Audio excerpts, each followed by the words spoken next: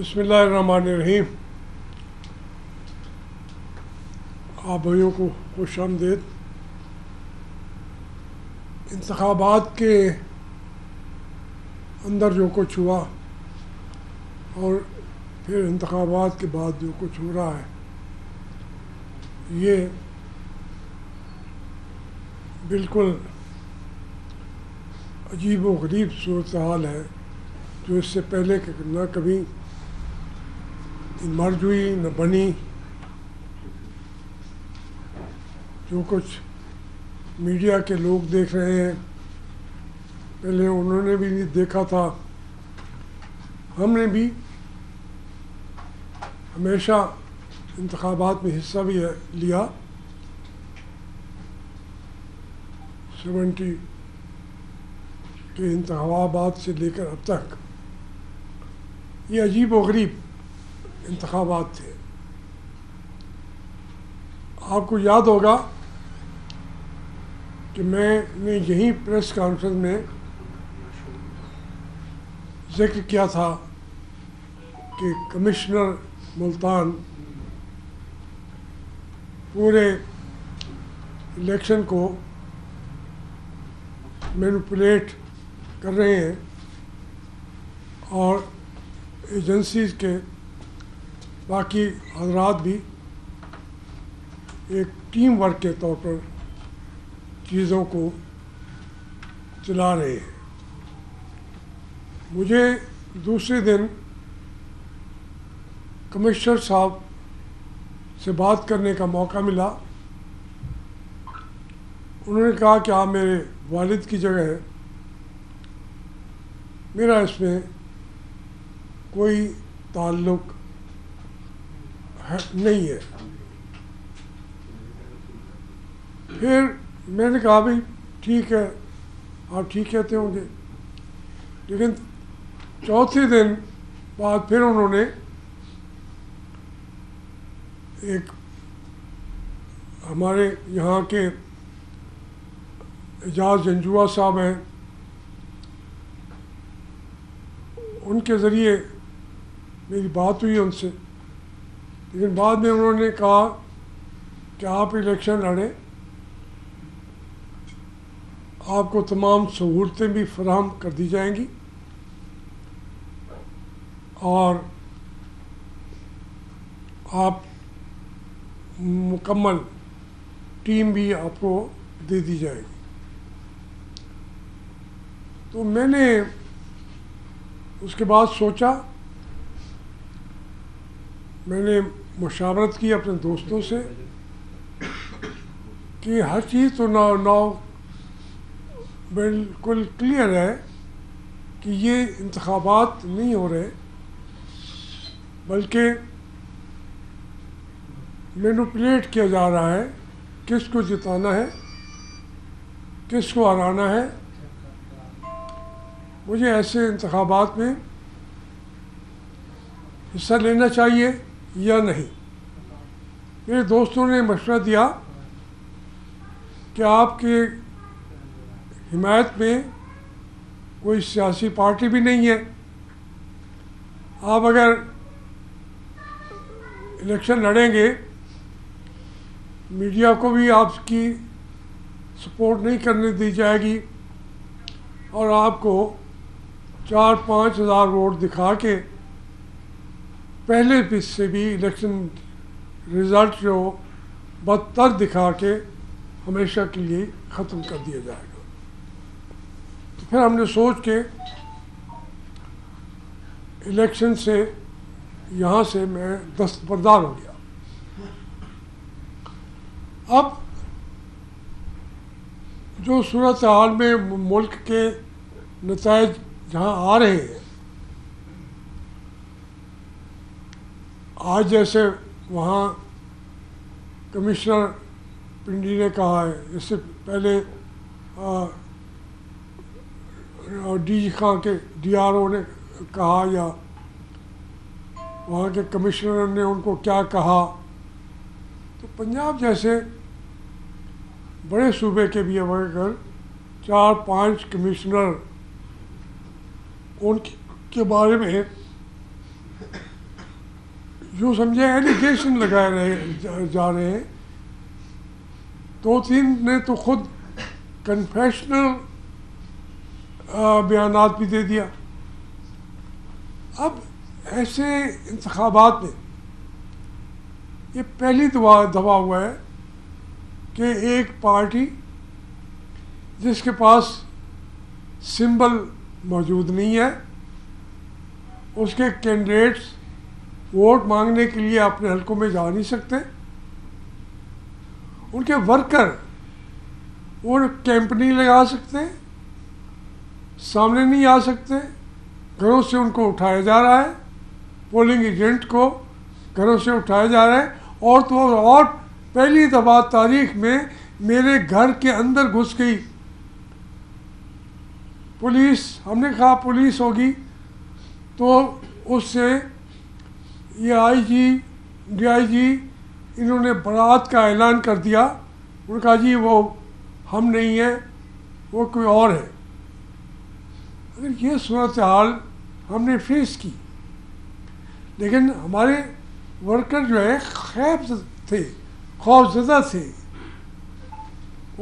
وہ جا کے پولنگ اسٹیشن تک پہنچنے سے پہلے کتنی چیزوں سے وہ گزر گئے. تحریک انصاف کو جو ہے ایز اے پارٹی میں سمجھتا ہوں کہ ان کے جو ورکر تھے جن کا کوئی نہ کینڈیڈیٹ تھا، نہ کوئی سمبل تھا، نہ ان کے لیے کوئی خرچ کر رہا تھا، وہ پاکستان کے عوام تھے. وہ خود اپنے لیڈر بن گئے جیسے انہیں عمران خان نے کہا تھا. انہوں نے اسی جگہ جا کے ووٹ دیا. اس کا نتائج ہم پہ سامنے ہیں، واضح ہیں.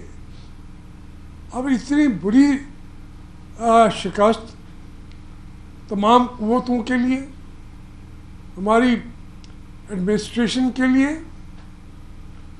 ہماری جو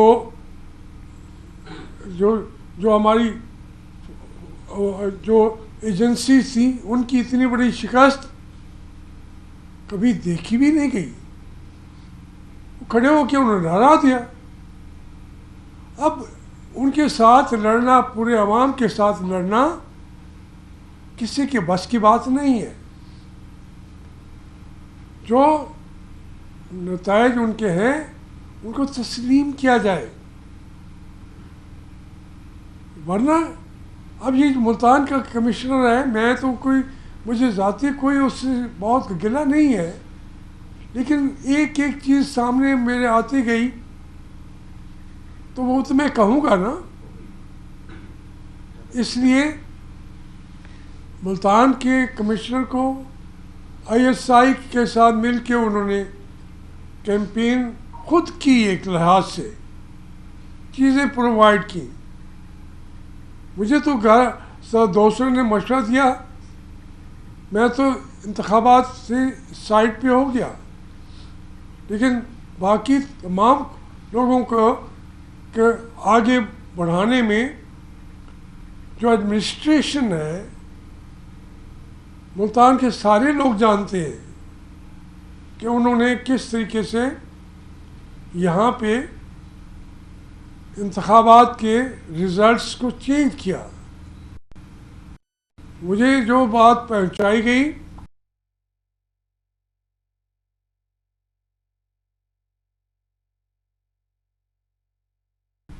لیکن عامر ڈوگر کو انتخابات میں حصہ لینے کا انہوں نے دے دیا موقع، اور وہ ان کو پارٹی نے بھی ٹکٹ دے دیا. تو مجھے کوئی گلہ بھی نہیں ہے.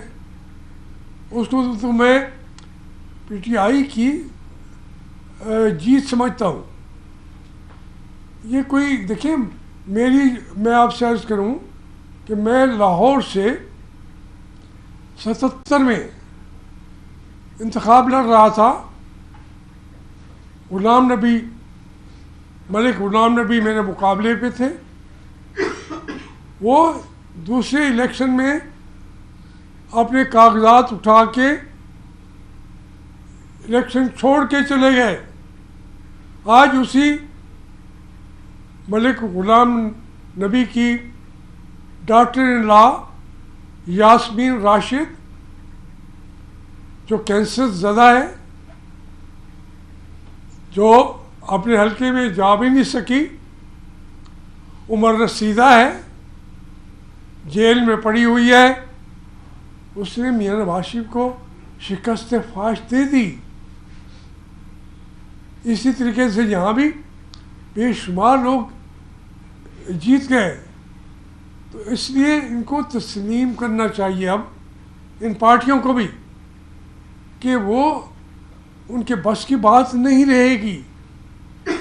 وہ ایک اقلیتی پارٹی اگر ملک کو چلا رہی ہوگی تو کیسا ملک ہوگا پاکستان.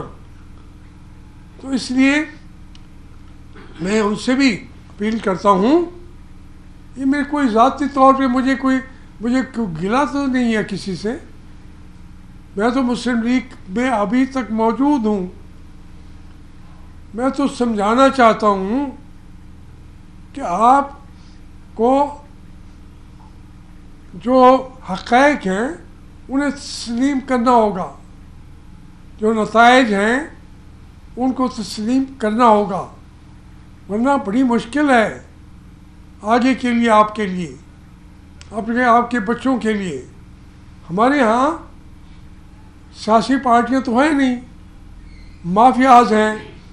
وہ مافیاز اپنے آپ کو بچانے کے لیے, اپنی دولت کو بچانے کے لیے وہ اپنے بچوں کو ہی برسر اقتدار لانا چاہتے ہیں. وہ کوشش کر رہے ہیں, زرداری صاحب کر رہے ہیں. میاں نواز شریف کو تو قوم نے پیچھے بٹھا دیا, پھر گھر والوں نے بھی پیچھے بٹھا دیا, اور تمام لیڈروں کو بھی صرف اپنے بچوں کا مستقبل سدھارنے کی کوشش نہیں کرنی چاہیے. ملک کے بچوں کو, ملک کے بچے چاہ کیا رہے ہیں, جو آنے والی ہماری یوتھ ہے وہ کہتی ہے کہ اسٹیبلشمنٹ کا جو رول ہے اس کو ہم تسلیم نہیں کرتے. یہی ہم چاہ رہے ہیں, یہی تمام سیاسی پارٹیاں چاہ رہی ہیں, لیکن جو ہی وہ اشارہ کرتے ہیں یہ بھاگتے ہوئے جاتے ہیں. جو بھی حصہ اقتدار میں ملے ایک لمحہ نہیں لگاتے.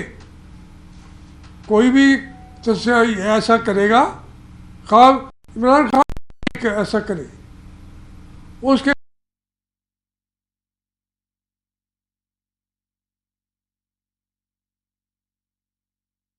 کہ ہم نے ملک کو ترقی کرنے سے, غربت ختم کرنے سے, مشکلات سے, ان کی زندگی کے اندر مشکلات کیا ہیں, ان بچوں کی سکولوں کی فیسیں نہیں ہیں, اس لیے آپ پیچھے ہٹ جائیں.